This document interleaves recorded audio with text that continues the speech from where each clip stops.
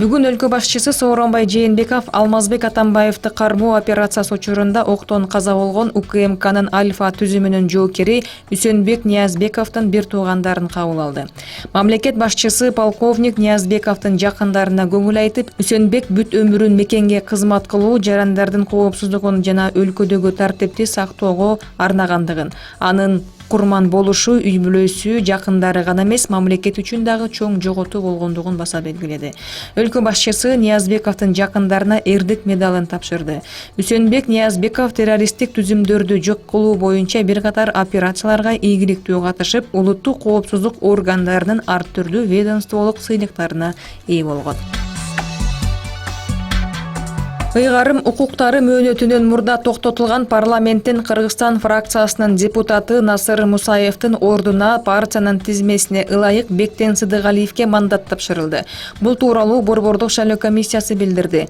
Мусаев мандатын өткөрүп берүү боюнча 5 октябрда арыз жазып, БШК аны бүгүнкү отурумда карады. Ал ден соолугуна байланыштуу 1,5 жылдан бери кызматтык милдеттерин аткара албай жаткан. Мусаев 2018 жылы 18 апрелде ант берип, ыйгарым укуктарын аткарууга расмий киришкен. Ал ооруп чет жакта даарыланып жаткандыктан ишке келбей жаткандыгы айтылган.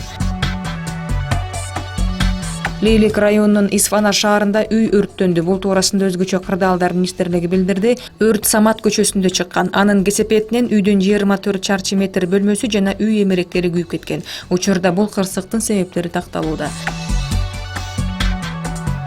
Бишкек шаарында 2 адамды мыкаачылык менен сабаган 2 бир тууган кармалып, көрсөтмө берүүдөн баш тартышууда. Бул тууралуу Бишкек шаардык ички иштер башкармалыгынын тергөө кызматынын жетекчиси Нурлан Утемисов маалымат жыйынында билдирди. Анын айтуусу боюнча шектүүлөр өздөрү милиция бөлүмүнө келишкен эмес. Андан тышкары жактоочу дагы шектүүлөр өздөрү дагы көрсөтмө берүүдөн баш тартууда. Эске сала кетсек, 34 жаштагы Бапышев Жаныбек менен 20 жаштагы Сейитбеков Калысбек бүгүн таңкы саат 4 чамасында укук коргоо органдары тарабынан камакка алынган. Россиянын айыл чарбаны көзөмөлдөө кызматы Кыргызстандан барган мөмө жемиштерди Россия Федерациясынын аймагына өткөрбөй койду.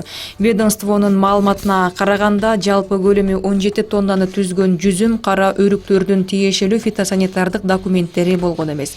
Россиянын аймагына карантинге алынган азыктарды киргизүүнүн талаптарын бузгандыгы үчүн ташуучулар административдик жоопкерчиликке тартылган. Унаалар кайра Кыргызстанга кайтарылган.